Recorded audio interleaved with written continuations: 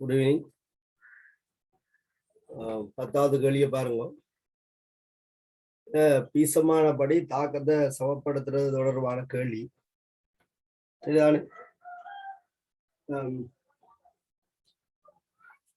ஒரு தாழ்த்தேற்ற தாக்கம் என்பது ஒரு சீட்ட தாக்கத்தை நாங்கள் தாழ்த்தேற்ற தாக்கம் என்று சொல்லுவோம். ஒரு மூல் MnO4 மைனஸ் சரிதான். இங்க வந்து MnO4 மைனஸ் இந்த ஒரு மூலோட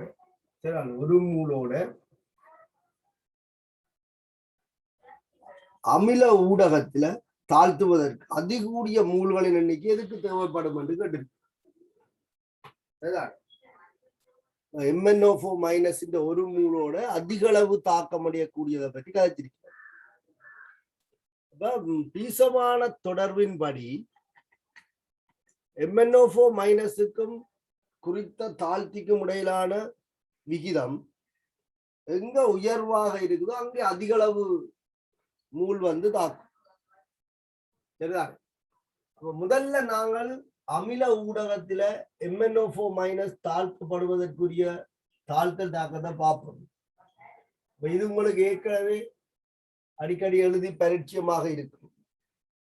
இதுல Mn2+ ஆக அமில ஊடகம் என்பதால் தாழ்த்தப்படும் 4 நீர் போடுவீங்க, இங்கால 8 H+ போடுவீங்க, இதுல 5 எலக்ட்ரான் போடுவீங்க. இதுதான் இந்த தாழ்த்தலுக்குரிய அரியவன் சமன்பாடு. தாழ்த்தலுக்குரிய அரியவன் சமன்பாடு இந்த மாதிரி தான் இருக்கு. இப்ப இந்த கேள்வியை பார்த்துட்டு சில பேர் எனக்கு கோல் அடித்தது என்னன்னு சொன்னால், இதுல 2 விட வரும்னு சொல்லி அப்ப நானும் முதல்ல யோசிக்கல. நான் அந்த கேள்வியை பார்க்க அப்படி சில பேருக்கு தோன்றி இருக்கு 2 விட என்று தோன்றி இருக்கு. பார்ப்போம் என்ன அந்த 2 விடைய என்னன்னு அப்படி பார்ப்போம். இதுல முதலாவது சொல்லப்பட்டிருக்குது IO4 மைனஸ் வந்து IO4 மைனஸ் I- ஆக மாறுதல் என்று சொல்லியிருக்கு. இந்த இதால இந்த 2 விட வந்து IO4 மைனஸ் வந்து I- ஆக மாறும். இப்ப MnO4 மைனஸ் Mn2+ ஆக தாழ்த்தப்படுது. இதோட தாழ்த்துவதற்கு அதிகூடிய மூல எங்க தேவைப்படும் என்று கேட்டு. இது ஒரு ஒட்ஸ்கேட்டிங் கருவி, இதுவும் தாழ்த்தப்படுவதுதான். ஆகவே MnO4 மைனஸுக்கும் IO4 மைனஸுக்கும் இடையில தாக்கம் இல்லை. இதை நாங்கள் யோசிச்சு பிரியோசனம் இல்லை. என்றால் IO4 மைனஸ் வந்து +7 இருந்து -1க்கு தாழ்த்தப்படுது. MnO4 மைனஸ் +7 இருந்து +2க்கு தாழ்த்தப்படுது. அப்ப எப்படி 2 கூறும் தாழ்த்தப்படும்? ஒரு தாழ்த்தேற்ற தாக்கம் என்பது ஒரு கூறு ஒட்சியேற்றப்பட இன்னொரு கூறு தாழ்த்தப்படும். ஒட்சியேற்றத்தையும் தாழ்த்தலையும் உள்ளடக்கியதான் தாழ்த்தேற்றம். அது ஆங்கிலத்துல ரிடாக்ஸ் என்றுதான் அழைக்கப்படும். அதாவது ரிடக்ஷனும் ஆக்சிடேஷனும் சேர்ந்ததான் ரிடாக்ஸ். அப்ப ரிடாக்ஸ் ரியாக்ஷன் தான் அதன் ஆங்கிலம். நாங்கள் தமிழாக்கம் செய்ய வந்து தாழ்த்தேற்றம் என்று தமிழாக்கம் செய்யப்பட்டிருந்தாலும் இதுக்கு கருத்து இல்லை, மீனிங் இல்லாதான் தாழ்த்தேற்றம். நாங்கள் இப்ப என்னென்று ஞாபகத்துல வச்சிருக்கோம்னா தாழ்த்தேற்றம் ரிடாக்ஸ், ரிடாக்ஸ் என்றா தாழ்த்தேற்றம் பண்ணி ஞாபகத்துல வச்சு. ஆனா ஆங்கிலத்துல இந்த ரிடாக்ஸுக்கு மீனிங் இருக்கு. தாழ்த்தலையும் ரிடக்ஷன் ஆக்சிடேஷன் இந்த 2ஐயும் கொண்ட அந்த தாக்கம் தான் ரிடாக்ஸ், சேர்த்து தான் சொல்லப்படுது ரிடாக்ஸ். தமிழ்ல அந்த மீனிங் தெரியாது. அப்ப நாங்கள் தாழ்த்தேற்றம் என்று சொல்லி ஒட்சியேற்றம் தாழ்த்தலை உள்ளடக்குதுன்னு சொல்லி. அப்ப முதலாவது விடை MnO4 மைனஸோட தாக்கவே மாட்டுது. பேர்ந்தனண்டு இதுண்டி ஒரு மூலோட கணக்க தாக்கமோ கொஞ்சம் தாக்கமோடு பாக்குறது. இந்த பிரச்சனையை தான் நீங்கள் கனவேர் வந்து 4வது விடையிலும் பார்த்திருக்கிறேன். அதான் நானும் யோசிக்கல. முதலாவே சொல்ல சரி பேசாம இருந்துட்டேன். நான் வந்து Cl- விட கொடுத்திருந்தேன். அப்புறம்தான் நான் கேள்வியை பார்த்தா கேள்வியில இங்க வந்து Fe3+, 4வது விடைய பாருங்க. 4வது விட Fe3+ வந்து Fe2+ வாரதை பற்றி சொல்லி இருக்கு. இது எப்படி சாத்தியப்படும்? அப்ப அவர்கள் என்ன செய்திருக்கிறோம் என்று சொன்னால் ஒரு இலத்திரனை போட்டிருக்கிறோம். அப்ப இதுக்கு வந்து 5ஆல பெருக்கி இருக்கிறோம்.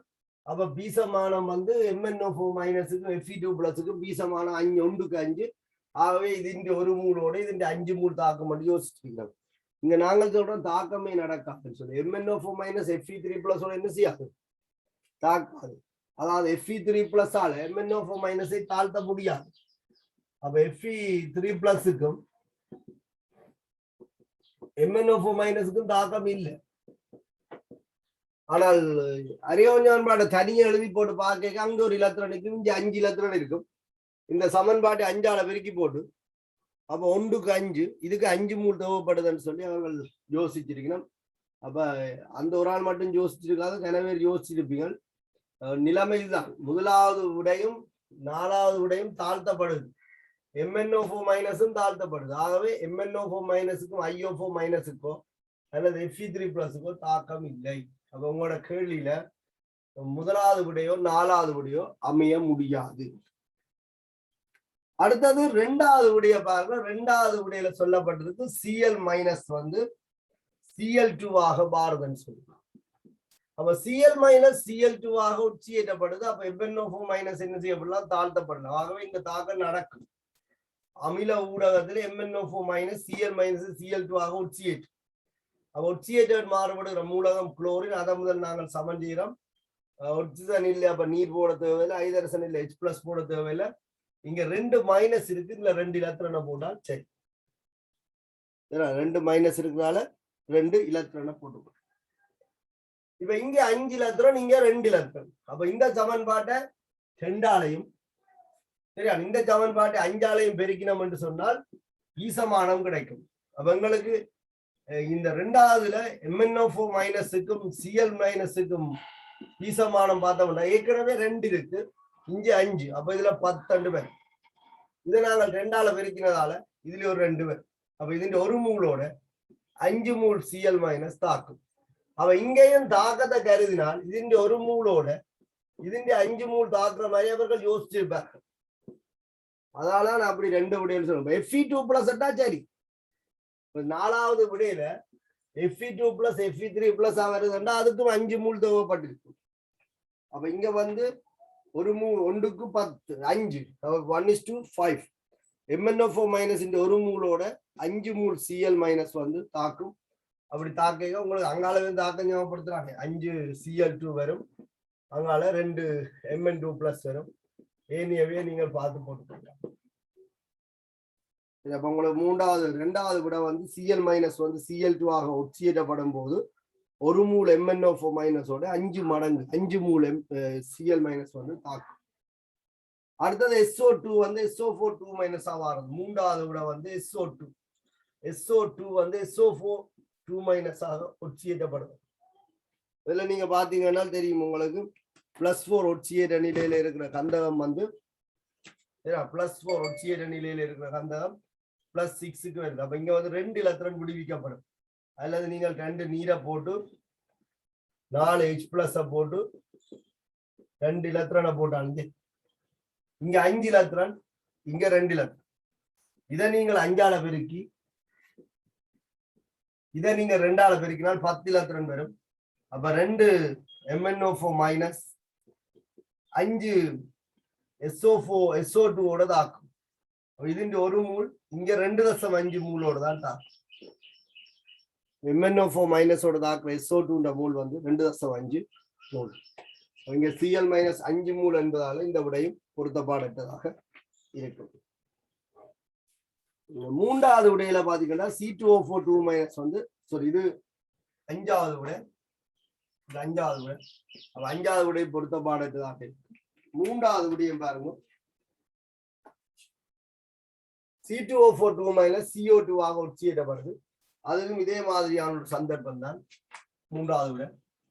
C2O4 மைனஸ் உங்களுக்கு CO2 கார்பன் எண்ணிக்கை வந்து 2, அதை சமப்படுத்துது. இங்க 2 இலத்திரனை போட்டீங்கன்னா சரி. இந்த தாக்கத்துல 5 இலத்திரன் இருக்கப்படுது, இந்த தாக்கத்துல 2 இலத்திரன் இழக்கப்படுது. வளமே போல இங்க 5ஆலையும் இதை 2ஆலையும் பெருக்கினால் 2 MnO4 மைனஸ் என்றும் 5 C2O4 மைனஸ் என்றும் பீசமானம். பீசமானம் படி அறிவோன் சமன்பாடு எழுதி தாக்கம் ஞாபகப்படுத்த தெரிஞ்சா உங்களுக்கு இந்த பிரச்சனை வராது. உங்களுக்கு குழப்பம் மாறணும். Fe3+ ஆயிருக்கு, அது மாறி சொன்னா அது சரி. Fe2+ Fe3+ ஒட்சியேற்றப்படுதுன்னா உங்களுக்கு 2 விடையும் பெறும். இதுவும் பெறும், அதுவும் பெறும். ஆனா அது வந்து தாழ்த்தப்படுவதாக சொல்லப்பட்டது. Fe3+ ஆன Fe2+ ஆக மாறுது. அப்படி ஒரு மாற்றம் இங்க MnO4- ஏற்படுத்தப்படாது. அதாவது 10ஆவதுக்கு வந்து 2வது விட வரும். இதுலயும் அப்படிதான். ഇതിന്റെ ഒരു മൂല ഇതിന്റെ 2.5 മൂലോളം താക്കും. അപ്പൊ ഇതിന്റെ ഒരു മൂല താഴ്ത്തുവർക്ക് ഇതിന്റെ 2.5 മൂൽ വേണം. ഇതിലെയും ഇതിന്റെ ഒരു മൂല താഴ്ത്തുവർക്ക് ഇതിന്റെ 2.5 മൂൽ വേണം. Cl- എന്നാൽ 5 മൂൽ വേണം. ഏനിയ രണ്ട് താക്കങ്ങളും പൊരുത്തമറ്റ താക്കങ്ങൾ. ആകவே ഇവിടെ வந்து 2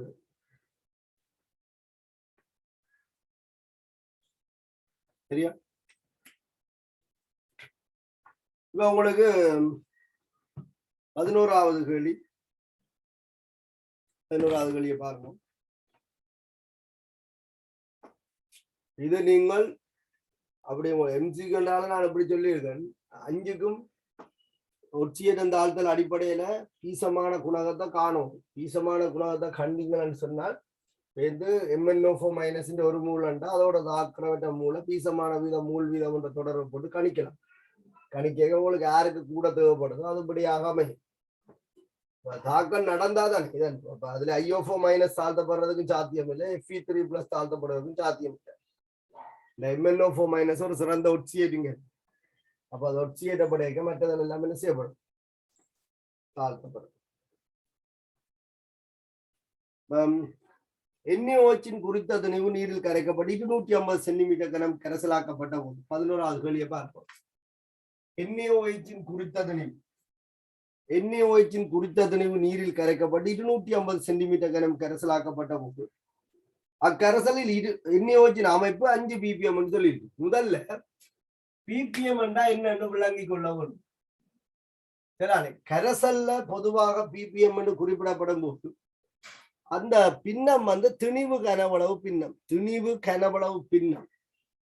அவ இந்த கரைசல் தயாரிக்கப்பட்ட கரைசல்ல 250 சென்டிமீட்டர் கனம் கரைசல் தயாரிக்கப்பட்டிருக்காங்க, NaOH கரைசல். இந்த கரைசல்ல NaOH அமைப்பு தரப்பட்டிருக்கு 5×10³ ppm சொல்லி. NaOH அமைப்பு 5×10³ ppm தரப்பட்டிருக்கு. சரி, எல்லாருக்கும் முதல்ல விளங்கணும் என்னன்னு சொன்னா ppm என்ன. ppm என்பது ஒரு 100 வீதம் மாதிரி தான். இப்ப 5 வீதம் என்ன சொல்லுவீர்கள், 100க்கு 5 என்று சொல்லுவீர்கள். அதே போல ppm என்பது மில்லியனுக்கு எவ்வளவு என்று சொல்லப்பட்டிருக்கு. ஆகவே 16 மில்லிலிட்டர் கரைசல்ல 16 மில்லிலிட்டர் கரைசல்ல 5×10³ கிராம் NaOH உண்டு என்பது இதுல குறிப்பிடப்படுது. சரி, 16 மில்லிலிட்டர் கரைசல்ல 5×10³ கிராம் NaOH உண்டு என்று இதுல குறிப்பிடப்பட்டிருக்கு. சரி, அப்ப கேள்வி என்னென்றால் கரைக்கப்பட்ட NaOH திணிவு அது 250 சென்டிமீட்டர் கரைசல எவ்வளவு கரைச்சு கேட்டு உங்களுக்கு 100 வீதம் தரப்பட்டால் கணிப்பீங்களா. உதாரணத்துக்கு இந்த கரைசல்ல 5 வீதம் NaOH இருக்கு. அவ 250 மில்லிக்கு எவ்வளவு இருக்குண்டா என்ன செய்வீங்க, 100க்கு 5, அப்ப 250க்கு எவ்வளவு இருக்குன்னு காணுவீங்களா. அதே மாதிரி தானே அது 5×10³ ppm இது திணிவு கனவளவு பின்னம். அவ சில பேர் யோசிக்கலாம், ஏன் நான் மில்லிலிட்டர் போட்டேன், நாங்க திணிவு கிராம் போட்டோம். பொதுவாக கரைசல் அமைப்பு குறிப்பிடப்படும் போது, கரைசல்ல ஒரு கரியத்தின் அமைப்பு குறிப்பிடப்படும் போது கரியம் பொதுவாக திணிவிலையும் கனவளவு மில்லிலிட்டர்லையும் பயன்படுத்தப்படும். அப்ப திணிவு கனவளவு பின்னத்துக்கு அலகு இருக்கு. திணிவு பின்னத்துக்கு அலகு இல்ல, கனவளவு பின்னத்துக்கு அலகு இல்ல, திணிவு கனவளவு பின்னத்துக்கு அலகு இருக்கு. அப்ப இதனுடைய அர்த்தம் மில்லியன் 16 மில்லிலிட்டர்ல இருக்கிற திணிவு தான் இது, பார்ட்ஸ் பெர் மில்லியன். 5×10³ கிராம் சொல்லி. இப்ப நாங்கள் எங்க கரைச்சினாங்க, 250 சென்டிமீட்டர் கனத்துக்குள்ள நாங்கள் கரைச்சிருக்கோம். ஆகவே மாம்பழ கணக்கு பார்த்த மாதிரி 16 மில்லியில 5×10³ கிராம் இருக்கும்னா 250 மில்லிலிட்டர்ல எவ்வளவு இருக்கும், சென்டிமீட்டர் கனம் சமன் மில்லிலிட்டர். 1 சென்டிமீட்டர் கனம் 1 மில்லிலிட்டருக்கு சமன். ஆகவே சென்டிமீட்டர்ல கதைச்சாங்க, மில்லிலிட்டர்ல கதைச்சாங்க. சரி, அப்போ உங்களுக்கு இதை சுருக்கிறீங்கன்னு சொன்னால் உங்களுக்கு 1.25 கிராம் சொல்லி அவ்வளவுதான். அதுல கூட இதுல கணக்கு நீங்க யோசிக்கிறீங்க பெர்சன்டேஜ் மாதிரி ஒரு ppm. 100 வீதத்துல தரப்படைக்க என்னென்ன கணிப்பீங்களோ அதே மாதிரி தான் இதுல கணிக்கிறது.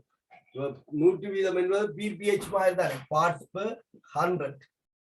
இது பார்ட்ஸ் பெர் மில்லியன். 16 மில்லி லிட்டர்ல எவ்வளவு இருக்கு என்பது குறிக்கும்.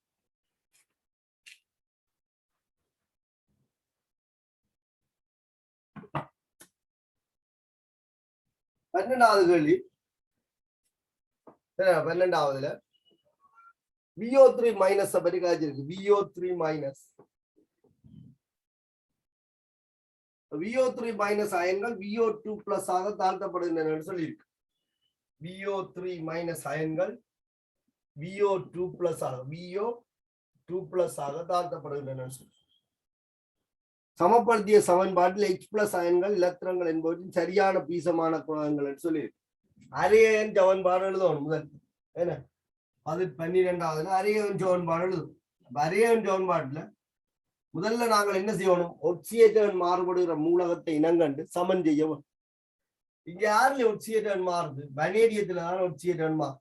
அப்ப அது இங்கேயும் ஒன்றுதான் இருக்கு, இங்கேயும் ஒன்றுதான் இருக்கு. ஒட்சியேற்றன் மாறுகின்ற மூலகம் இனங்காணப்பட்டு முதல்ல சமன் செய்யப்பட வரும். 2வது ரூல் என்ன சொல்லுது? ஒட்சிஜனை சமன் செய்யறதுக்கு நீரை பயன்படுத்தி சொல்லுது. இங்க 3 ஒட்சிஜன் இருக்குது, இதுல 1 இருக்கு. ஆகவே 2 நீரை பயன்படுத்தினோம்னு சொன்னால் இங்க ஒட்சிஜன் சமப்பட்டு, அப்ப நீர் போட்டு ஒட்சிஜனை சமப்படுத்தி. 3வது ரூல் என்ன சொல்லுது? ஐதரசனை சமப்படுத்துறது அமில ஊடகம் என்பதால இங்க H பிளஸ் பயன்படுத்தி சொல்லுது. இங்க 4 ஐதரசன் இருக்கு, ஆகவே இதுல 4 H பிளஸ் போடணும். 4வது ரூல்ஸ் என்ன சொல்லுது? ஏற்றத்தை சமன் செய்ய இலத்திரனை பயன்படுத்தி சொல்லுது. சரி, ஏற்றத்தை சமன் செய்ய இலத்திரனை பயன்படுத்தி சொல்லுது. இவங்களுக்கு விளைவில இருக்கிற மொத்த ஏற்றம், சரி, விளைவில இருக்கிற மொத்த ஏற்றம் சகரண்ட்.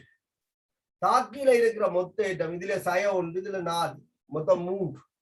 ஆகவே ஒரு இலத்திரனை நாங்கள் தாக்கியின் பக்கம் சேர்ப்பதன் மூலம் இதுல ஒரு மைனஸ், இதுல ஒரு மைனஸ், 2 மைனஸ் 2 பிளஸ், அப்ப அச்சரண்ட கூட்டுத்தொகை சகரண்டு வருது. விளையிலையும் சகரண்டு இருக்கு.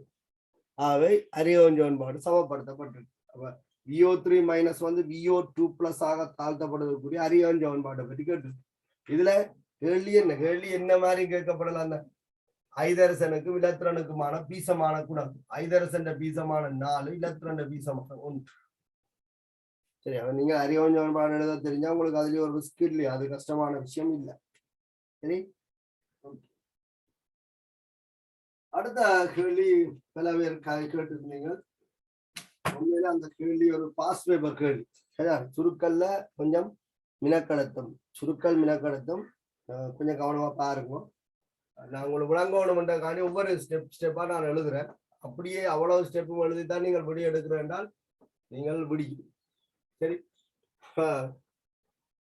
உண்மையான நிலப்பாடு என்னன்னு சொன்னால் கொஞ்சம் என்ன செய்யணும், புத்திசாலித்தனம் இருக்கணும் வாழ்க்கையில. சரியா? சில கேள்விகள் செய்தால் விடை எடுக்கலாம், ஆனால் செய்ய போனால் நேரம் போட்டு. அதனால நாங்கள் என்ன செய்யணும் என்றால் பாஸ்ட் பேப்பர்களை பார்த்தீங்கன்னா தெரியும், முதல் 10 கேள்வியும் அநேகமா தியரி கேள்வியா இருக்கும். அதனால 30க்கு பிறகு வார 20 கேள்வியும் முற்றாக தியரியா தான் இருக்கும். அதுல கதைக்கிற ஒன்றுமே இல்லை. தெரிஞ்சா விட போடலாம், தெரியாட்டா விட்டுட்டு போகணும், அவ்வளவுதான். செய்து பார்த்து இருந்து யோசிச்சு பார்த்து விட போறதுக்கு அங்க ஒன்றுமே இல்லை. வாசிப்புக்குரிய நேரம் மட்டும்தான் அந்த 20 கேள்விக்கு தேவைப்படும். முதல்ல இந்த தியரி பார்ட் 30 கேள்வியை முடிச்சிட்டீங்கன்னு சொன்னால் அநேகமாக 30 நிமிஷத்துல 30 கேள்வி முடிக்கலாம். சரியே, 30 நிமிஷம், ஒரு 45 நிமிஷத்துல 30 கேள்வியை முடிச்சிட்டீங்கன்னா அங்கால இருக்கிற 20 கேள்விக்கு 1.5 மணித்தியாலம் இருக்கு. அப்ப நீங்க ஒரு கேள்விக்கு என்ன செய்யலாம்னா 5 நிமிஷத்துக்கு மேல மினாக்கெடுத்தாங்க. அந்த 20 கேள்வியிலும் ஆர்கானிக் கேள்வி, இன்ஆர்கானிக் கேள்விகள் கொஞ்சம் இருந்துச்சு என்றால் அதுக்கு வாசிச்சு போடுறதானே, செய்யறதுக்கான நேரம் தேவையில்லை. அப்ப 10 நிமிஷம் என்றாலும் மினாக்கட்டு ஒரு கேள்வியை செய்யலாம். ஆரம்பத்திலேயே 10 நிமிஷத்தை பிறக்கட்டி விட்டீங்கன்னா உங்களுக்கு டென்ஷன் எல்லாம் வரும். அதனால நீங்கள் கேள்வி ஒன்று கடைசி பின்னுக்கு இருக்கிற கேள்வி ஒன்றுக்கு முடி எழுத மாட்டோம், செக்கட்சியில பாப்போம்ன்ற ஒரு மனநிலை வந்துடும். சரியா? ஒரு பாஸ் பேப்பர் கேள்வியை பார்ப்போம். FeO-வையும் Fe2O3 உள்ள மாதிரி என்று சொல்லியிருக்கேன். இதுல FeO-வும் இருக்காம், Fe2O3 இருக்காம். 28% திணிவு ரீதியில் ஒட்சிஜனை கொண்டுள்ளது என்று சொல்லியிருக்கு. இந்த சேர்வையில 12வது கவனமா பாருங்க. சரி, 13வது FeOவும் இருக்குது, Fe2O3யும் இருக்கு. இதுல இருக்கிற ஒட்சிஜன் பெர்சன்டேஜ் சொல்லப்பட்டிருக்குது என்னன்னு சொன்னால் 28% சொல்லி. இதுல 28% ஒட்சிஜன் இருக்கு. பாஸ் பேப்பர்ல 72% இரும்பு இருக்குன்னு சொல்லி போட்ட கேள்வியை மற்ற பக்கத்தால கேட்டு கேள்வியை மாத்து. ஒரே தரவு ஒரே விஷயம்தான். இங்க அங்க இரும்பின் சதவீதம் என்னன்னு கேட்டிருந்தது, இங்க ஒட்சிஜன் சதவீதம் என்னன்னு கேட்டிருக்கு. அவ்வளவுதான் வித்தியாசம். இதுல நீங்கள் சாதாரணமாக யோசிச்சு பாருங்க. FeOவின் இருக்கிற Fe திணிவு இதுக்கு திணிவை கணிச்சு ஒட்சிஜன் திணிவை கணிச்சால் மொத்த திணிவின் மேல் குறித்த பதார்த்த திணிவு தர 100. மொத்த திணிவு தான் இருக்கு, 1 கிராம் தான் இருக்கு. இந்த ரெண்டின்டையும் மொத்த திணிவு 1 கிராம். அப்ப ஒட்சிஜன் திணிவு சதவீதம் 28 தந்துட்டு FeOவின் திணிவு எவ்வளவு கேட்டிருக்கிறோம். FeOவின் திணிவு எவ்வளவு கேட்டு. சரி, இந்த கேள்வியை நான் என்ன மாதிரி அணுகிறேன்னு எல்லாருக்கும் அணுகக்கூடிய ஒரு வழி என்னன்னு சொன்னால் இதுதான். 2 கூறுகள் மட்டுமே இருக்கு, 2 கூறுகள் மட்டுமே இருக்கு. அநேகமான கேள்விகளை நீங்கள் பார்த்திருப்பீங்க. கேட்ட கேள்வியை எக்ஸெட் எடுத்தால் எக்ஸுக்கு தீர்வு வரும். கேட்டது FeOவின் திணிவு. அவர் 2 பேருடைய மொத்த திணிவு 1 கிராம். FeOவின் திணிவை x கிராம் என்க அப்படின்னு சொல்லி நீங்க ஒரு இடத்துல எழுதி கொள். FeOவின் திணிவு x கிராம் என்க. அப்படி என்று சொன்னால் Fe2O3 திணிவு என்னவா இருக்கும்? 1 - x கிராம் ஆக இருக்கு. மொத்த திணிவு 1 கிராம் தான்.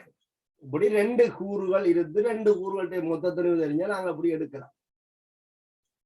சரி, இதுல கலவையில இருக்க மொத்த ஒட்சிஜன் பெர்சன்டேஜ் தந்திருக்கு. உண்மையில இது ஒரு சுருக்கல் மினக்கெடுத்தக்கூடிய ஒரு கேள்வியை தவிர கெமிஸ்ட்ரி மினக்கெடுத்தாது. உங்களுக்கு ஒட்சிஜன் பெர்சன்டேஜை பற்றி கதைச்சிருக்கிறதால நாங்கள் ஏற்கனவே போன கேள்வியில பார்த்துருக்கோம். நைதரசன் சதவீதம் கணிக்க என்ன செய்தாங்க?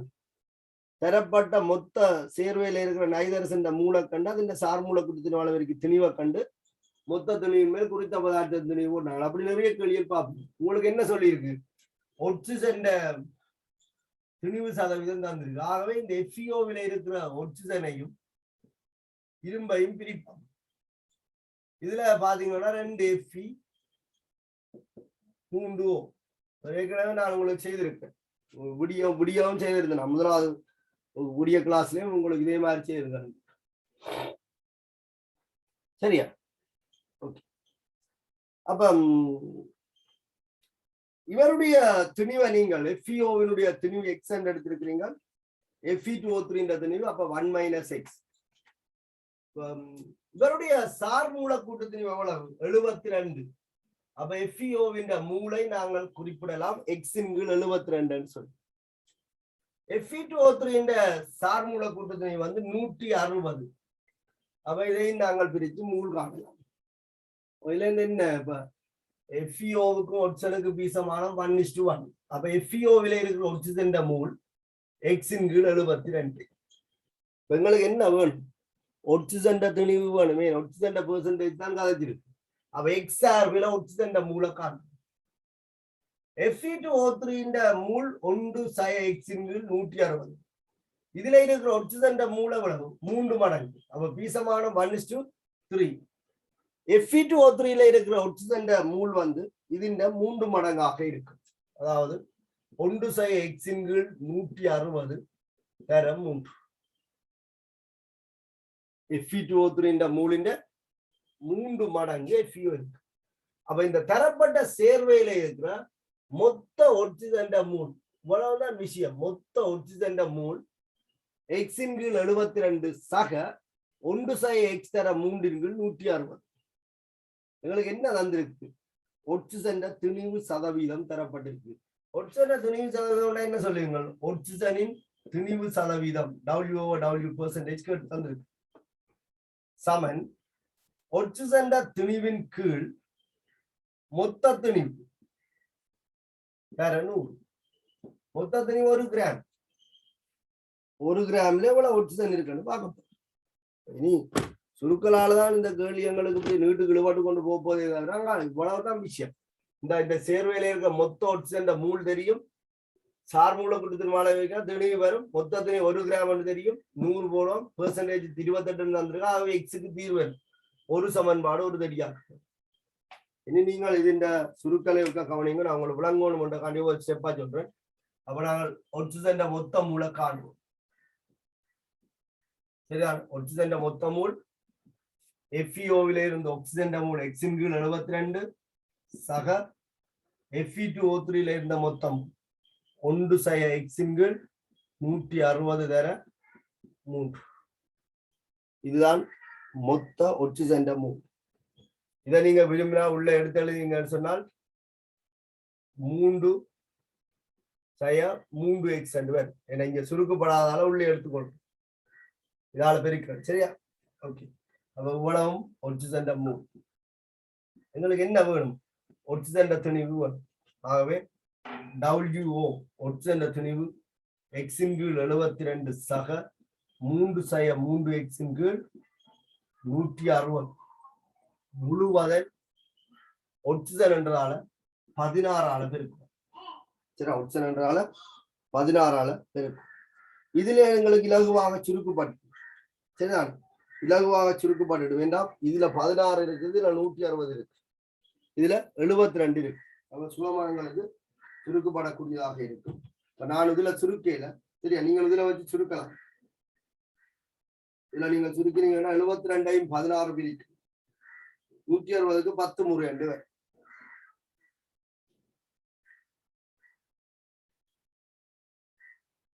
இது 4.5 சேர்த்தமன். சரியா? X-இன் கீழ் 4.5, இது 1-இன் கீழ் 10 வேணுமெண்டா 2x-இன் கீழ் 9 எழுதி கொள்ளலாம். சரி, நான் இதுல வச்சு சுருக்கையில இப்படியே வச்சிருக்கேன். X-இன் கீழ் 72 சக 3 சய 3x-இன் கீழ் 160 முழுவதன், அதாவது மூளை 16 பேருக்கு துணிவு வருது. உங்களுக்கு XR ரிலேட்டா வந்துட்டு ஒரு துணிவு கிடைச்சிட்டு. சரியா? ஓகே. பெர்சன்டேஜ் தந்திருக்கு. ஒட்சிஜன் பெர்சன்டேஜ் எவ்வளவு? 28%. அப்ப ஒட்சிஜன் துணிவு தெரியும். X-இன் கீழ் 72 சக 3 சய 3x-இன் கீழ் 160 முழுவதன் 16 கீழ் 1 தர 3. சரி, இதை நீங்கள் சுருக்கி எடுத்தீங்கன்னு சொன்னால் உங்களுக்கு விட வரும். நான் ஏற்கனவே உங்களுக்கு சொன்ன மாதிரி நீங்கள் சுருக்கலாம், முன்னுக்கே சுருக்கலாம். நான் பின்னத்திலே அப்படியே கொண்டு வந்தேன், கடைசியில வச்சு சுருக்குவோம்னு சொல்லி. இப்ப எங்களுக்கு கீழே 1 தானே இருக்கு, ஒரு தெரியா கணியம், ஒரு சமன்பாடு. நீங்கள் சுருக்கினீங்கன்னு சொன்னா உங்களுக்கு லகுவாக விட வரும். சரியா? இதுல சுருக்கும் போது எங்களுக்கு 56x 14.4 வரும். இதில் எடுத்து சுருக்க 56x 14.4 கிராம் வரும். எக்ஸுக்கான விட 0.25 7 கிராம் வரும். அன்னளவாக 0.26 கிராம் கொடுக்கிறார். சரி, இந்த கேள்வியின் உண்மையான ஸ்கில் எவ்வளவு வரைக்கும் கெமிஸ்ட்ரியின் ஸ்கில் டிராவல் பண்ணுமெண்டா இந்த இதுல 3 காண்ற வரைக்கும் வரும். அதுக்கு அங்கால சுருக்கல்லாம் உங்களுக்கு அலுப்பு கொடுக்கும். சரியா? சுருக்கல் இந்த பெருமானங்கள் இதுல இலகுவாக சுருக்கப்படக்கூடியதாக இருக்கால நீங்கள் சுருக்கலாம். நான் சொன்ன மாதிரி 72 16 சுருக்கம் 4.5 முறை வருது. 160 16 சுருக்கினீங்கன்னா 10 வரும். 4.5 உங்களுக்கு பின்னம் கஷ்டமாக இருந்தால் வேணுமெண்டா மேலே 2 வரை கீழே 2 2x 9 எழுதலாம். இங்க 10 இங்க 9 90 பொமசியா எடுத்துக்கொண்டு சுருக்கினீங்கன்னா இலகுவாக விட வந்துடும். இதை கொண்டு அங்க போடலாம். சரியா? நான் கால்குலேட்டர் யூஸ் பண்ணி நான் செய்ததால நான் அப்படியே போட்டுட்டேன். ஆனா நீங்கள் சுருக்குங்க.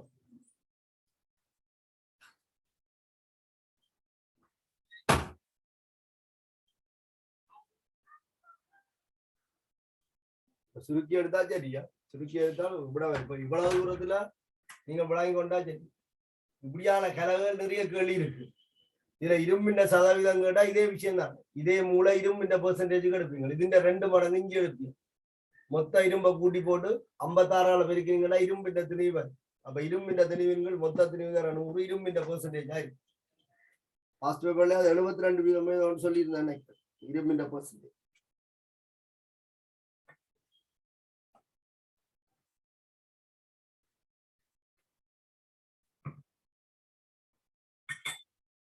எங்களை விட சில இதுல உங்களுக்கு நுண்ணறிவு கூட தானே, நீங்கள் கொஞ்சம் இலகுவாக சுருக்கு எங்களை தான் நுண்ணறிவு செட்டு போச்சு. நாங்கள் கால்குலேட்டரோட வாழாட்டா எங்களால் ஒரு சுருக்களும் செய்யலாம். அடிக்கிற முடிவாயிட்டு கால்குலேட்டர் எல்லாம் இப்ப அதுல சுருக்கி இதுல சுருக்குவான் அப்படியே பின்னத்தை கொண்டு வந்து சுருக்கிட்டேன். அந்த ஐடியாவை நீங்க ஃபாலோ பண்ணிக்கொள்ளுங்க.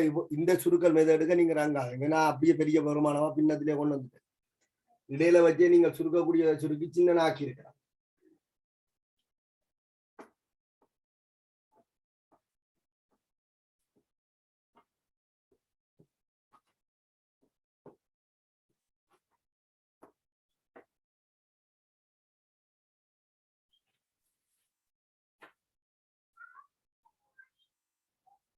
இப்ப 14வது கேள்வி வந்து ஹைட்ரோ கார்பன்கள்ட்ட தகனத்தோட சம்பந்தப்பட்ட ஒரு கேள்வி.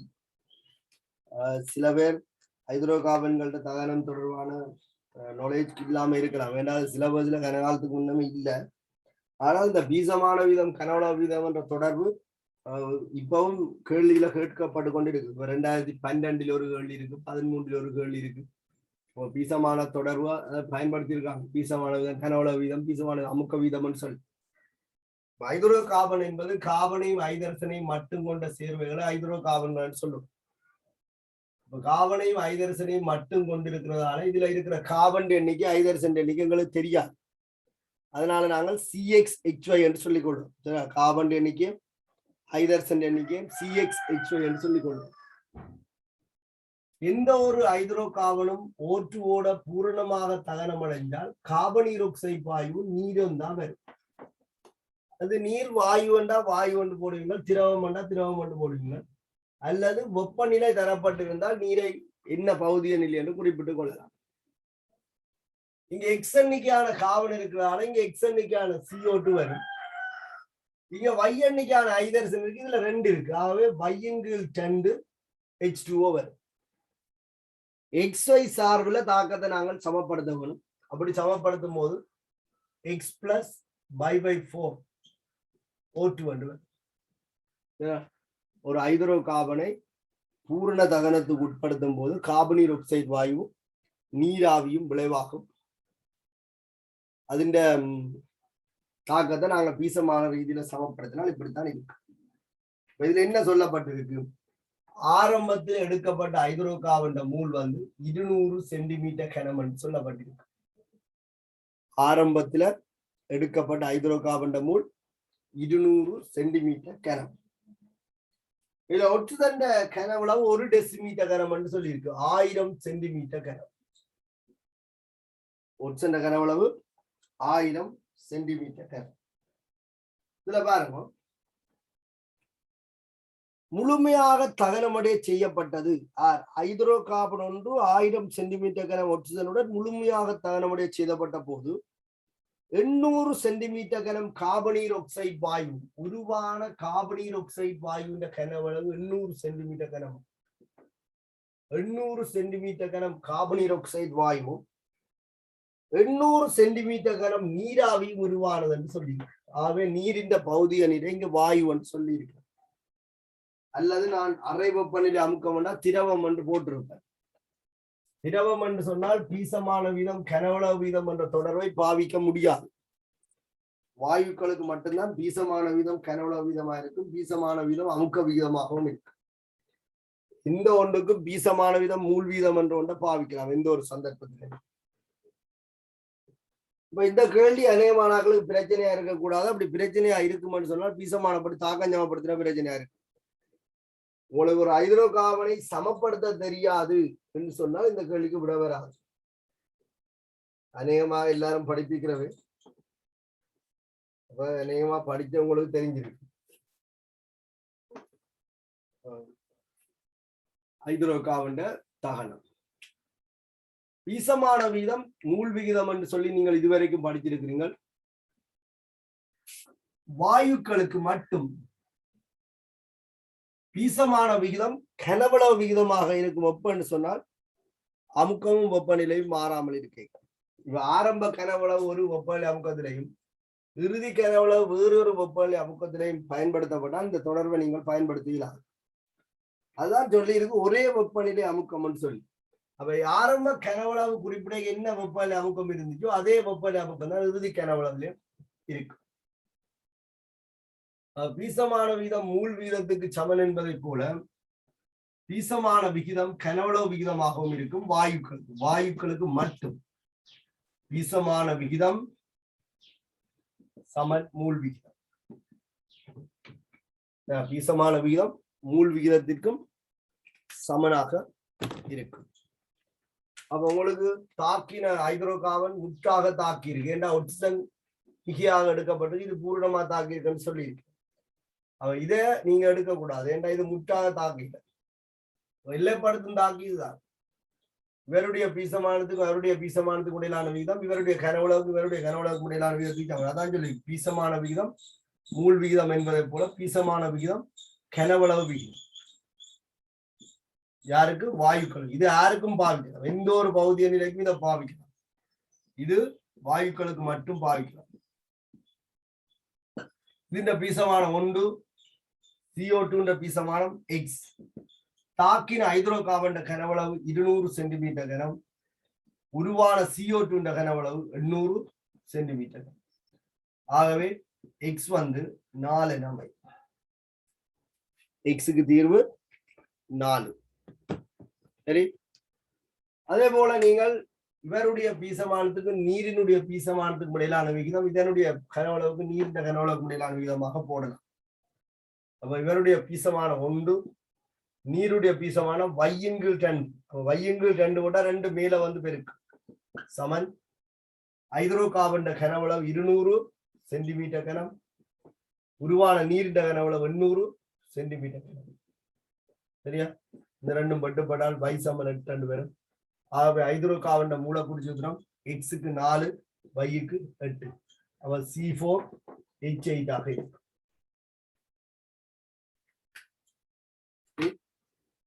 பீசமான தொடர். இப்ப உங்களை கேட்டது என்ன? ஹைட்ரோ கார்பன் மூலக்கூறு சூத்திரம் இல்லை, திணிவு சதவீதம். மூலக்கூறு சூத்திரத்தை கணிச்சாதான் திணிவு சதவீதம் காணலாம் என்ற அடிப்படை நாலேஜ் உங்களுக்கு போகும். இனி என்ன இது? ஒரு சின்ன கேள்வி. ஏன் இது சின்ன கேள்வி? 4 கார்பன் 48 பண்ணிட்டாங்க 48. அங்கால 8 5 மொத்த திணிவு 56. அதன் மேல் 48 போட்டீங்கன்னு சொன்னா உங்களுக்கு பெர்சன்டேஜ் வரும்.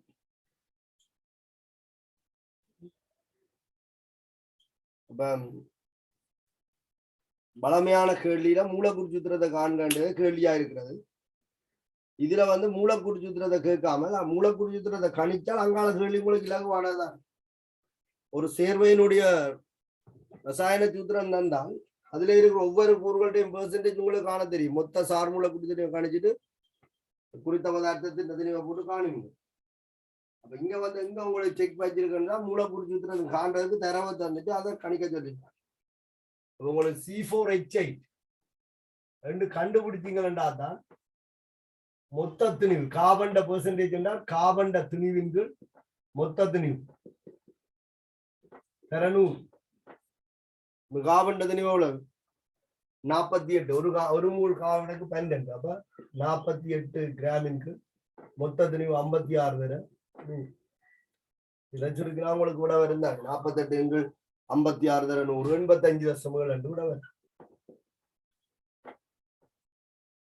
85 தசமங்கள் வீதம்.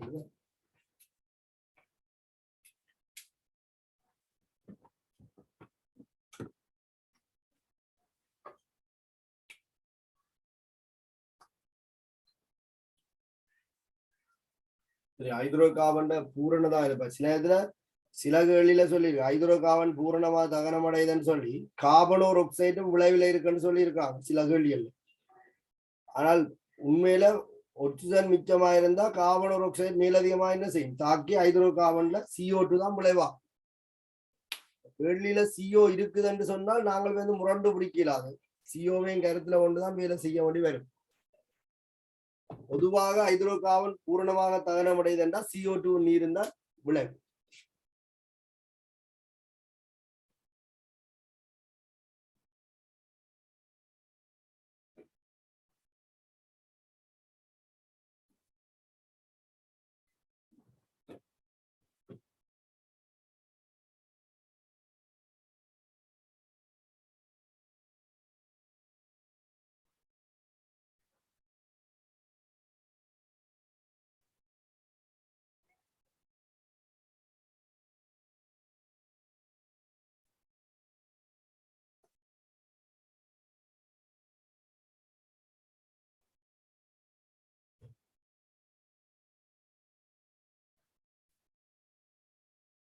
சரி,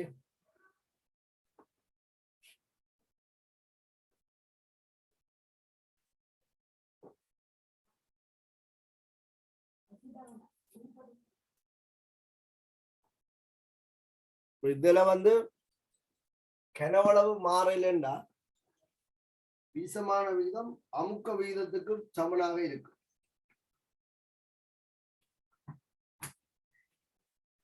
இப்ப 15வது கேள்வியை பாருங்க. மார்னிங் இதே மாதிரி ஒரு கேள்வி செய்திருந்தான். 3.8 கிராம் துணிவுடைய சோடியம் கார்பனேட் சொல்லி 3.8 கிராம் துணிவுடைய சோடியம் கார்பனேட் சோடியம் இருகார்பனேட் கலவை ஒன்றை மாறா துணிவு புறப்படும் வரை வெப்பமேற்றினு சொல்லி. அப்ப உங்களுக்கு சோடியம் கார்பனேட்டும் சோடியம் இருகார்பனேட்டையும் கொண்ட கலவை மாறா துணிவு புறப்படும் வரை என்று சொன்னால் அதுல இருந்து வெளியேறக்கூடிய எல்லாம் வெளியேறும். அதாவது பிரிகை அடையக்கூடிய எல்லாம் முற்றாக பிரிகை அடையும். கூட்டம் ஒன்றில் லித்தியம் கார்பனேட் மட்டும்தான் வெப்ப பிரிகை அடையும். ஏனைய கார்பனேட்டுகளுக்கு வெப்ப பிரிகை இல்லை. இரு கார்பனேட்டுகள் கார்பனேட்டுகளாகவும் H2O ஆகவும் CO2 ஆகவும் பிரியும். சமப்படுத்தினீங்கன்னா 2 NaCO3 Na2CO3 என்று இந்த 2 பேருடைய மொத்த திணிவும் தரப்பட்டிருக்கு. உங்களுக்கு சோடியம் கார்பனேட் இரு கார்பனேட் மொத்த திணிவு தரப்பட்டிருக்கு 3.8 கிராம். சோடியம் கார்பனேட் சோடியம் இரு கார்பனேட் மொத்த திணிவு 3.8 கிராம். மாறா துணிவு புறப்படும் வரை வெப்பமேற்றிய போது 0.62 கிராம் துணிவு நட்டம் ஏற்பட்டது. இதை பற்றி நான் உங்களுக்கு முதல் கேள்வியில தெளிவா சொல்லி இருக்கிறேன். திணிவு இழப்பு என்பது தொகுதியில இருந்து வெளியேறியவற்றுடைய திணிவுக்கு காரணமாக இருக்கு. அப்ப இங்க யார் வெளியேறினது? வெப்ப பிரிகையில உருவாக்கப்பட்ட நீராவியும் CO2 தொகுதியை விட்டு வெளியில போயிடும். ஏனது வாயு. அப்ப இந்த ஆரம்ப தொகுதிக்குள்ள இருந்த சோடியம் கார்பனேட் அப்படியே இருக்கும். இரு கார்பனேட்ல இருந்து வந்த சோடியம் கார்பனேட்டும் திண்மம் என்பதால அப்படியே இருக்கு. அப்ப திணிவு இழப்புக்கு யார் காரணம் என்றால் இந்த நீரும் CO2வும் காரணம். அப்ப வெளியேறிய நீரினதும் வெளியேறிய CO2 திணிவுகளின் கூட்டுத்தொகை 0.62 கிராமாக இருக்கு. 0.62 கிராமாக இருக்கு. அப்ப திணிவு இழப்பு இதெல்லாம் நீங்கள் கவனமா இருக்கும். திணிவு இழப்பு என்பது வெளியேறிய திணிவுக்கு சமம். அப்ப நான் உங்களுக்கு ஏற்கனவே சொன்னால் H2Oவும் CO2வும் 1:1 உருவாகும். இதுண்ட மூல் என்னென்றால் இதோட வந்த CO2 மூலம் என் மூல், அதாவது நீரிண்ட மூலம் CO2 மூலம் சமனாத்தான் இருக்கு. நீரிண்ட திணிவும் தெரியா, CO2 திணிவும் தெரியாது, மூல் சமன் என்று தெரியும். ஆகவே சாரணத்தினில் சார்மூலக்கூட்டு திணிவான பெருக்கிறான் 18 எண்ணெண்டு வரும். நீரிண்ட திணிவு CO2 திணிவு 44 எண்ணெண்டு வரும். இது சமன் 0.62. எல்லாமே கிராம் தான். இது கிராம் இது கிராம். கிராம் அழகு வெட்டுப்பட்டிடும். இப்ப எண்ணின் அழகு நீங்க மூல் எடுத்ததால எண் வரும் 62 எண் சமன் 0.62 வரும். இருந்து நீங்கள் மூல காணலாம், ஆருடைய மூல் காணலாம், என்ன காணலாம். 62 எண் சமன் 0.62. எண் சமன் 0.01. ஏழியன் கலவையில் உள்ள சோடியத்தின் திணிவு சதவீதம் ஜாதகம் கேட்டு, சோடியத்தின் திணிவு சதவீதம் கேட்டு உங்களுக்கு அதை பற்றி எல்லாம் கணக்காக சோடியம் கார்பனேட் மூலம் சோடியம் இருகார்பனேட் மூலம் தெரிஞ்சால் இப்ப நாங்கள் கணிச்சினாங்கல்ல %% பார்த்துனாங்கல்ல, அதே மாதிரி தான் கேள்வி. அப்ப உங்களுக்கு இப்ப இதுண்ட மூல் தெரியும் 0.01 மூல். அப்ப இதுக்குள்ள இருக்கிற இருகார்பனேட் மூல் 2 மடங்கு 2n என்றால் 0.02 வீசமானம் 1:2 தானேடா. நீருக்கும் இருகார்பனேட்டுக்கும் வீசமானம் 1:2. ஆகவே நீரிண்ட மூல் 0.01 என்றால் இருகார்பனேட் மூல்கள் 0.02 மடங்காக இருக்கும். இதுல இருந்து நாங்கள் என்ன காணலாம்?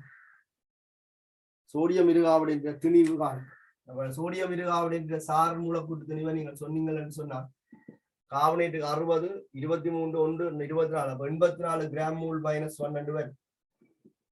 இருகார்பனேட் மூல் தெரியும், மூலர் திணிவு தெரியும். ஆக அந்த கலவையில இருக்கிற இருகார்பனேட் மொத்த திணிவை காணும். இருகார்பனேட் திணிவு 84 தர 0.02 சைவர்சம் சைவர் 2 மூல் தர 84 கிராம் மூல் -1 பெருக்கினீங்கன்னு சொன்னால் இருகாவனேற்ற திணிவன் இது 1.68 கிராம் என அமையும். உங்களுக்கு சோடியம் கார்பனேட்டினது இருகாவனேட்டினது மொத்த திணிவு 3.8 கிராம். இவருடைய திணிவு கணிச்சிட்டீங்க 1.68 கிராம். இதுல இருந்து என்ன காணலாம்? கழிச்சு விட்டால் சோடியம் கார்பனேட் திணிவு வரும். ஆகவே சோடியம் கார்பனேட் திணிவு 3.8 கிராம் என்பது சோடியம் கார்பனேட்டின் திணிவு சக இருகார்பனேட்டின் திணிவு. இருகார்பனேட் திணிவுக்கு பதிலாக 1.68 கிராம் அதிகம். அப்ப சோடியம் கார்பனேட்டின் திணிவு 3.8 சய 1.68 கிராமாக இருக்கு. அப்ப இதுல இருந்து நீங்கள் கணிச்சீங்கன்னு சொன்னா 2.12 கிராம். இப்ப உங்களுக்கு என்ன தெரியும்? சோடியம் கார்பனேட் திணிவு தெரியும். சோடியம் கார்பனேட் திணிவு தெரியும். சோடியம் கார்பனேட்டின் மூல் காணலாம். நம்ம சார் மூலக்கூட்டு திணிவு 106. சோடியம் கார்பனேட்டின் மூலர் திணிவு 106 கிராம் மூல் -1.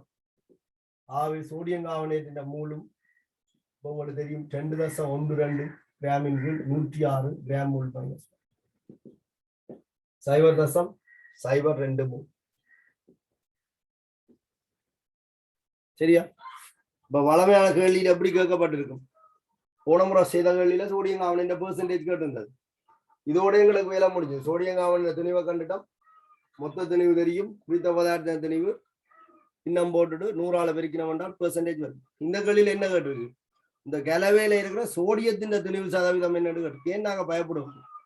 இந்த கலவையில சோடியம் எங்க இருக்கு? சோடியம் கார்பனேட்டிலும் இருக்கு, சோடியம் இருகார்பனேட்டிலும் இருக்கு.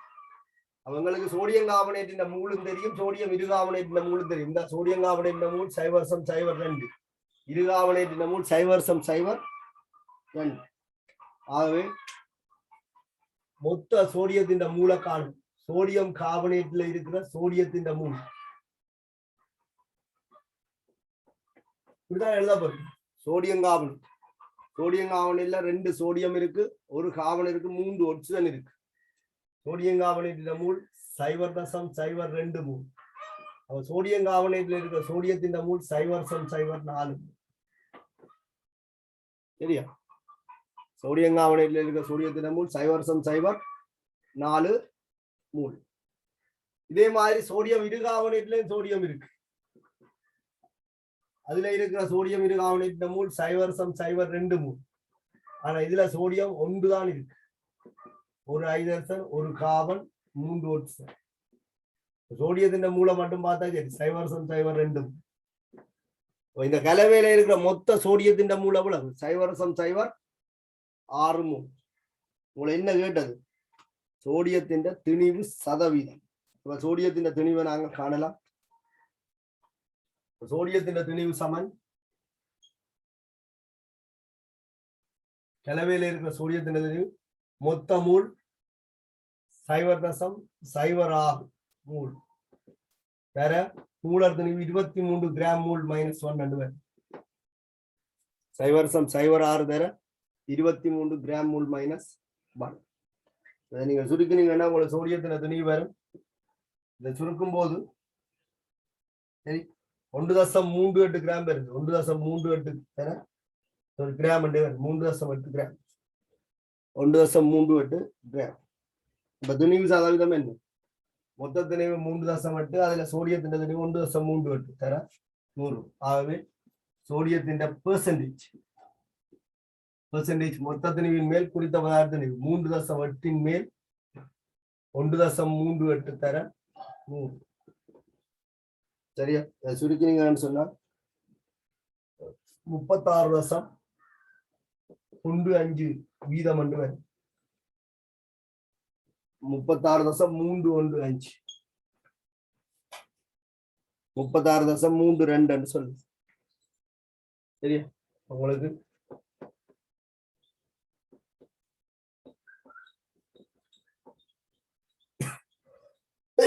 அப்ப கேள்விய பாருங்க.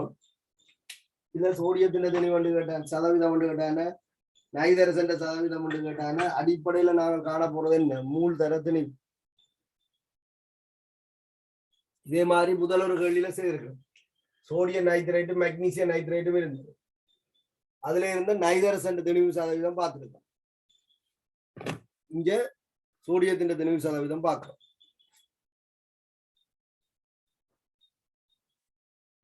இதே பேப்பர்ல முதல் கேள்வி ஒரு இடத்துல பாக்குறாங்க, வெப்ப பிரிகை தந்துட்டு திணிவுகளை அப்ப தந்துட்டு சோடியம் கார்பனேட் பெர்சன்டேஜ் கேட்டிருந்தேன்.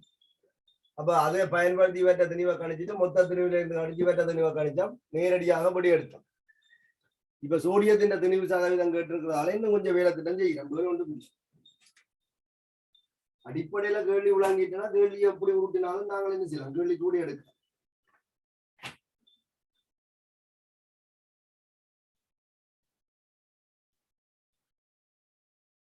பதினாறாவது கேள்வியும் முதல் வகுப்புல நான் செய்த கேள்வி. சரி, 16வது கேள்வியில முதல் வகுப்புல நான் உங்களுக்கு செய்தது நீரேற்றிய சேர்வு M2X H2H2 சொல்லிருக்கு. 63% நீர் உள்ளது எனின் எக்ஸின் பெருமானம் ஜாதன்னு கேட்டிருக்கு. சரியா? அப்ப சாதாரணமாக நீர் ஏற்றப்பட்ட சேர்வைகள் என்று சொல்லி படிச்சிருக்குங்க. முதலும் ஒருக்கா நியமிப்பை பயன்படுத்தி எக்ஸ கணிக்கலாம்.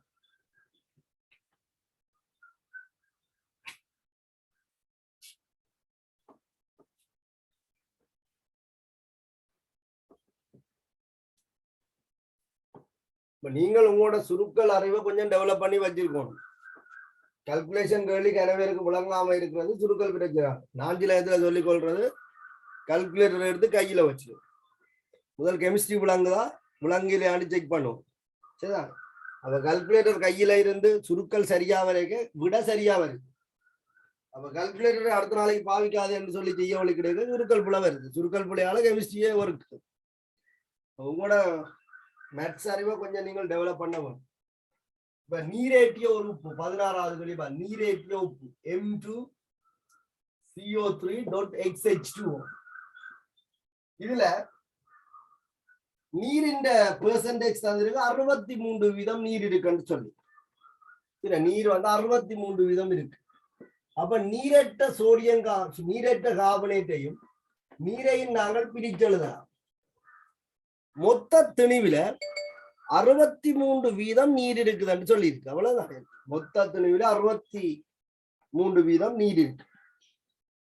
இந்த எம் வந்து 23 தந்திருக்கிறேன். எம் வண்டி தருவான், சோடியம் வண்டி தரலாம் தான். சரி, எங்களுக்கு என்னென்றாலும் சார்முள்ள கொடுத்து ஓகே. அப்ப இந்த கலவையின் மொத்த திணிவு, நீரேற்றப்பட்ட உப்பின் மொத்த திணிவு W கிராம் அப்படி நீங்கள் எடுத்துக்கொண்டால் இதுல இருக்கிற நீரின் திணிவை நீங்கள் என்ன செய்யலாம், 0.63 W கிராம் என்று சொல்லலாம். ஒரே ஸ்டெப்ல செய்யலாம் பாருங்க. பெர்சன்டேஜ் தந்திருக்கு தானே, மொத்த திணிவு W என்றா இது 0.63 W. 100க்கு 63% நீர் இருக்குன்னு சொன்னால் W எவ்வளவு இருக்கும்ன்றதானே. அவ மிச்சமா இருக்கு 100% விட கூட்டுத்தொகை 100க்கு சமம். மிச்சமா இருக்கு 37% கார்பனேட் இருக்கு. 0.37 W கார்பனேட் இருக்குதான்னு சொல்லலாம். சரி, கேட்ட கேள்வி என்ன சொல்லுவான், எக்ஸ் இந்த வரியிலே வச்சு போட்டி எடுக்கலாம். நான் உங்களுக்கு அடிக்கடி சொல்ற ஒரு விஷயம், வீசமான வித மூலியத்துக்கு சமன். இதுண்ட சாரண திணிவு தந்திருக்கு 23. அப்ப இவ்வளவு 106.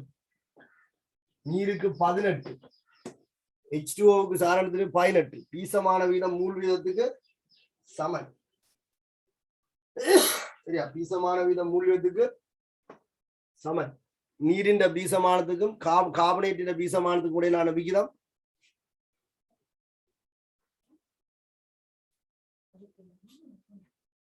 ഇതിന്റെ പീസമാണ് വെയ്റ്റ്സ്, ഇതിന്റെ പീസമാണ് 1. പീസമാണ് വീതം മൂൽ വീതത്തിൽ സമൻ. അതിന്റെ മൂൽ 0.63 W/18. சரியா? கீழதான் போடணும். அரண கற்பனையில வச்சுக்கொண்டு தலைகளா பெருக்கிறீங்கன்னா 106/0.37 W கொண்டு பேர். நீங்கள் கொஞ்சம் அனுபவம் இருக்குமா இருந்தா பெர்சன்டேஜ் 0.63 18 0.3 106 படாண்டு பீசமான வீதம் மூல் எதிர்த்து இந்த தொடர்ல போடலாம். சார் மூலம் கொடுத்து வெட்டுப்படக்கூடிய மாதிரி பின்னத்தை போட்டா சரிதான். இல்ல பீசம் மூலின்கள் மூல்லாங்க, நீரின் மூலின்கள் கார்பனேட்டின் மூல். உதனியும் கூட சுருக்கலாம். சரிதான்? சுருக்கினீங்கன்னு சொன்னா 10 ஒரு விட வரும். எக்ஸ் வந்து 10 வரும். இதுல 63 இது 37 எடுக்கலாம். இது 18 இது 106 சுருக்க 10 வருது.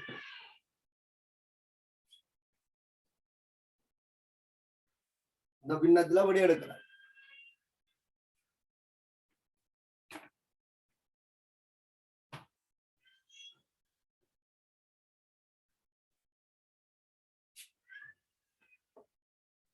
பெர்சன்டேஜ்ல அந்த கேள்வி 2-3% கேட்டகரி.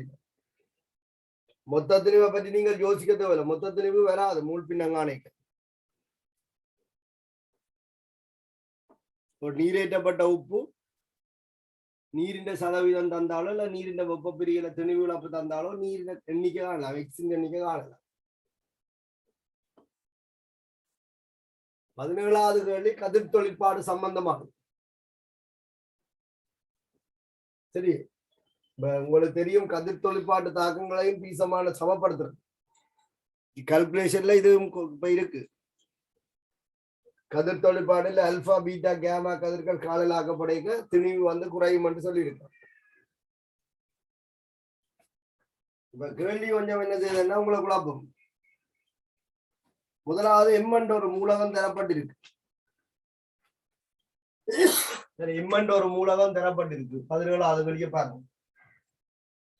അതിന്റെ അണുവൻ 92, അതായത് പുറത്തിന്റെ എണ്ണിക്ക 92 തിണിവൻ 238 சொல்லப்பட்டிருக்கு.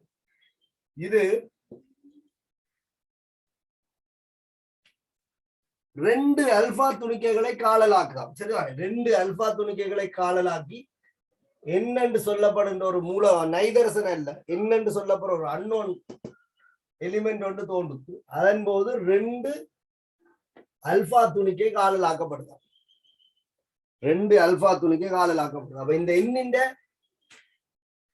திணிவன் எக்ஸ் என்றும் அணுவன் y என்றும் குறிப்பிட்டிருக்கு. இந்த எண் என்ன செய்யுதுன்னு சொன்னால் மேலும் கதிர் தொழிற்பாட்டுக்கு உட்பட்டு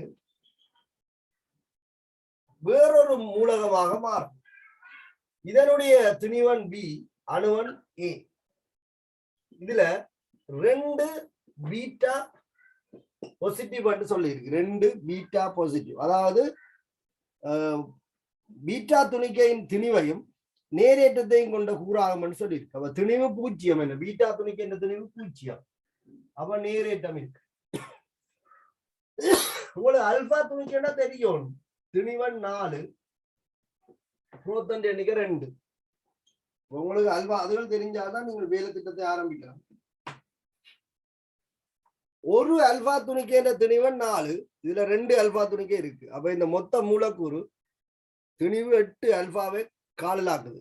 திணிவு ரீதியில 8 திணிவு குறை. பெண்ண ஒண்ணும் இல்லை, திணிவன் கட்ட கூட்டத்தொகை தாக்கின விளைவுலையும் சமனா இருக்கு. 238 சமன் எக்ஸ் ஆக ஒரு அல்பா துணிக்கைக்கு 4, இதுல 2 அல்பா துணிக்கை இருக்கிறதால 2 தர 4.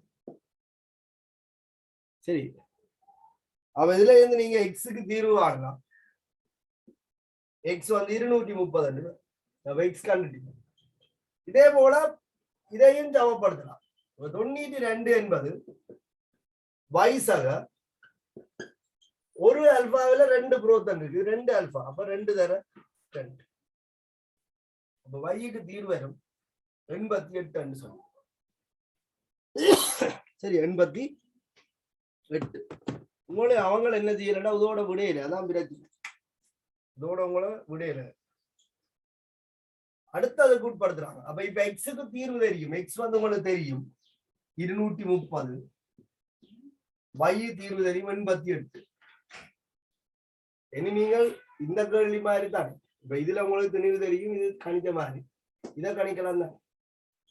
அப்ப 230 சமன் பி சக 2 தர 0 என் பீட்டா துணிக்கு ஒத்ததுன்னு சொல்லியிருக்கு. அப்ப திணிவு இல்ல. பீட்டா துணிக்கு ஒத்ததுன்னு சொன்னா திணிவு. ஆகவே பி வந்து இது 0 தான். பி வந்து 230 ஆக இருக்கு. பிக்கு தீர்வு வரும் 230. அடுத்து என்ன சொல்ல போறோம்? 88 சமன் ஏ சக 2 தர 1. சரியா? இதுல இருந்து நீங்க ஏ கணிச்சீங்கன்னு சொன்னா 86 இந்தியாவில் கழிவு 86 அவே தெரியும் 86.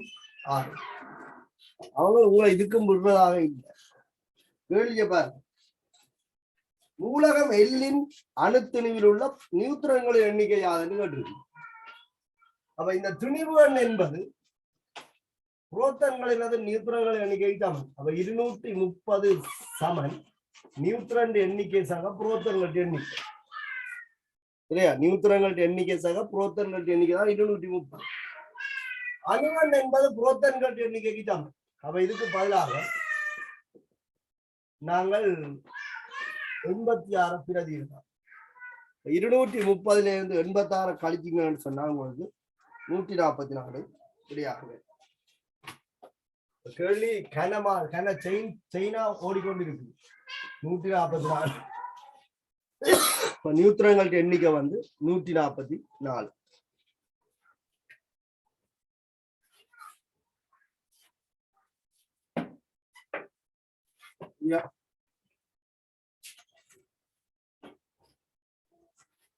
அடுத்த வழிகளை நீங்க ஒரு பார்த்து கொண்டு வாங்க. நாளைக்கு நாங்கள் இயன்ற வரைக்கும் பார்ப்போம்.